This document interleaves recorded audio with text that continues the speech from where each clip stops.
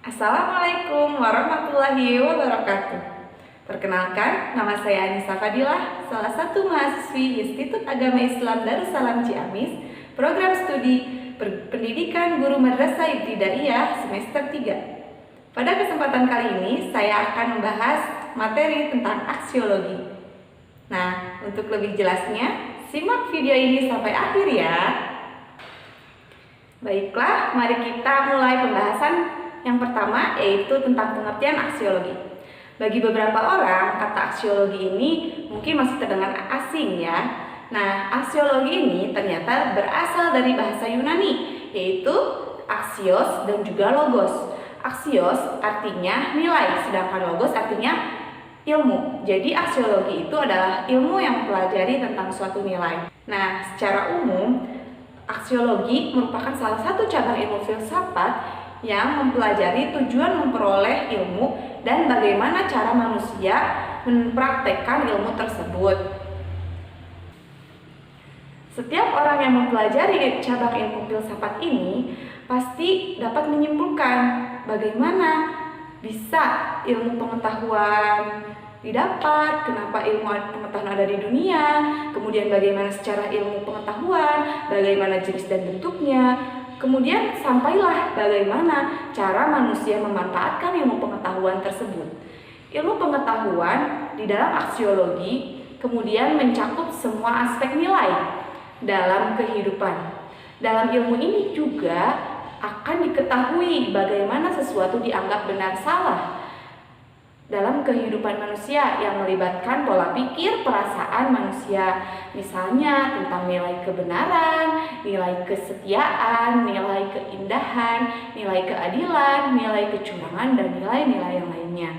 Nah, orang yang ahli dalam ilmu aksiologi ini atau pakar yang mempelajari, yang ahli dalam ilmu aksiologi ini disebut dengan aksiolog, sehingga mereka adalah orang-orang yang bisa menyampaikan ilmu aksiologi ini kepada orang banyak, kepada orang banyak.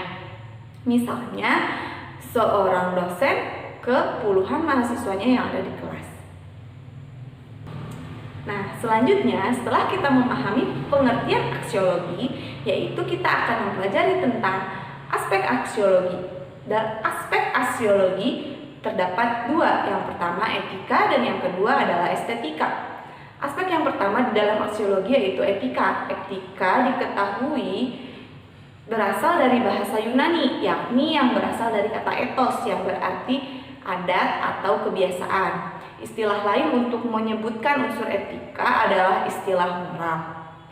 Etika sendiri merupakan salah satu cabang dari filsafat aksiologi yang membahas masalah tentang moral, perilaku, norma, dan adat istiadat yang berlaku di dalam suatu komunitas tertentu, sehingga di dalamnya akan membahas mengenai suatu adat kebiasaan yang berlaku di dalam suatu komunitas, misalnya suatu kelompok masyarakat.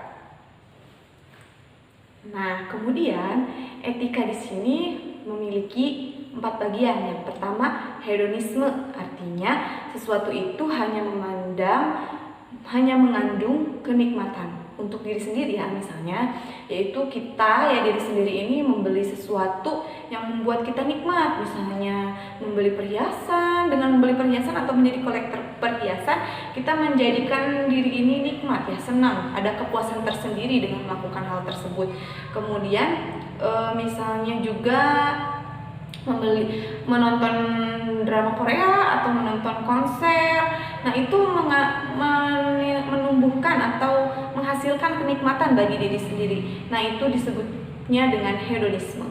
Yang kedua yaitu eudaimonisme, yaitu kebahagiaan untuk orang lain. Misalnya seperti ini, kita mengutamakan kebahagiaan orang lain, seperti misalnya kita bersedekah atau membantu orang lain yang kesusahan. Nah, dengan melihat orang lain bahagia yang telah dibantu oleh kita, hal tersebut mentransfer kebahagiaan kepada kita, sehingga kita mendapat kenikmatan dan juga kebahagiaan. Nah, hal tersebut merupakan etika eudaimonisme. Selanjutnya yaitu pragmatisme. Sesuatu yang baik memiliki kegunaan untuk kehidupan. Misalnya kursi untuk duduk, meja untuk pakai menulis, dan selanjutnya utilitarianisme, yaitu segala sesuatu itu orientasinya untuk orang banyak. Misalnya kita membantu misalnya ada pembangunan masjid. Nah, itu kan fungsinya orientasinya untuk orang banyak. Misalnya kita bersedekah, ya selain menyalurkan eudaimonismenya, kita juga membantu orang banyak, ya kebutuhan orang banyak. Nah, itu termasuk etika. Yang terakhir, selanjutnya cabang ilmu etika ini juga ada dibagi kepada 3 bagian. Yang pertama, metaetika, merupakan bidang studi yang membahas mengenai makna teoritis dan juga acuan yang digunakan untuk menerapkan maupun membangun etika atau moral dalam suatu kelompok masyarakat. Yang kedua, etika normatif, yaitu merupakan bidang studi etika yang membahas mengenai cara praktis untuk menentukan suatu tindakan moral, sehingga di sini akan membahas mengenai cara praktis untuk menentukan tindakan apa saja yang dianggap beretika ataupun sebaliknya. Dan yang terakhir yaitu etika terapan, merupakan bidang studi dalam etika yang membahas mengenai apa yang wajib dilakukan seseorang dalam situasi tertentu atau wilayah tindakan tertentu. Nah, aspek yang kedua yaitu estetika. Estetika merupakan salah satu cabang ilmu filsafat yang berhubungan dengan keindahan, rasa, dan segala hal yang berhubungan dengan perasaan dan juga penilaian personal atau subjektif. Estetika belum tentu baik di pandangan semua orang. Jadi nilai estetika suatu hal itu dari setiap orang itu berbeda-beda, tergantung bagaimana setiap orang memandang suatu hal tersebut. Nah, dalam estetika ini penentuan nilai suatu hal melibatkan perasaan, sehingga dipengaruhi oleh berbagai macam faktor. Misalnya yaitu dipengaruhi oleh suasana hati atau mood seseorang, ya. Saat suasana hati seseorang itu tidak baik, maka segala hal yang ia nilai pasti akan tidak baik juga. Begitupun sebaliknya. Nah, beberapa orang yang mencintai dan memahami dunia seni dan dekat dengan keindahan akan melihat segala sesuatu dari nilai keindahannya, dan bahkan bisa melihat dan menilai segala sesuatu yang indah. Nah, meskipun melibatkan perasaan, nilai estetika ini juga tetap mengedepankan logika, ya. Jadi meskipun menggunakan perasaan, logika juga tetap digunakan. Jadi sesuatu yang bagus, rapi, dan juga sedap dipandang mayoritasnya akan dinilai mempunyai estetika yang tinggi. Jadi bukan hanya perasaan yang dilibatkan, tapi logikanya juga dilibatkan. Jadi saling berhubungan antara logika dan juga estetika yang akan menghasilkan nilai estetika yang tinggi. Nah, selanjutnya kita akan mempelajari tentang fungsi dari aksiologi. Fungsi yang pertama yaitu fungsi teoritis, dan fungsi yang kedua yaitu tentang fungsi praktis. Fungsi teoritis yaitu segala sesuatu yang sifatnya berupa teori, berhubungan dengan segala materi pembelajaran di dunia pendidikan. Semua ilmu pengetahuan biasanya dirangkum dalam bentuk tulisan, yakni bisa dalam bentuk buku, ensiklopedi, artikel, dan lain sebagainya. Ilmu pengetahuan dalam dunia pendidikan adalah unsur pertama yang digunakan untuk membangun sumber daya manusia yang memiliki etika dan juga estetika dalam menilai segala sesuatu. Sekaligus bisa mendapatkan lebih banyak ilmu pengetahuan yang bermanfaat bagi kehidupan mereka.